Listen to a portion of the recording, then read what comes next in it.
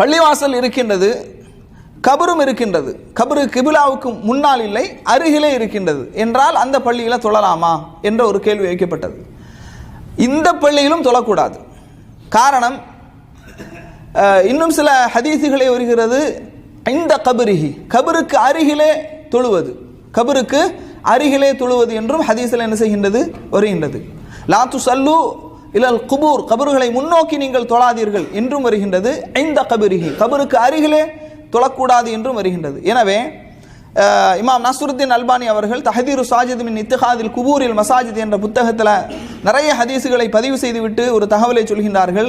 ஒரு பள்ளிவாசல் இருக்கின்றது, பள்ளிவாசலுக்கு முன்பக்கமோ, கிபிலாவுக்கு முன்பக்கமோ அல்லது பின்பக்கமோ, வலது பக்கமோ இடது பக்கமோ கபர் இருக்குமேயானால், வணங்கி வழிபடக்கூடிய கபர் இருக்குமேயானால் அந்த பள்ளியில் தொழக்கூடாது.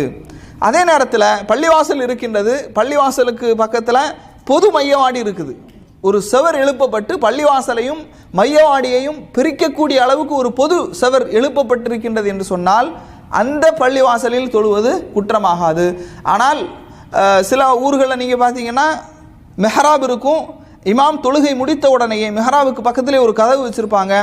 அந்த கதவு வழியாக கபருக்கு போகக்கூடிய அளவுக்கு பள்ளிவாசல்கள்லாம் இருக்குது. நமது ஊரில் அப்படி தான் ஒரு பள்ளிவாசல் இருக்குது.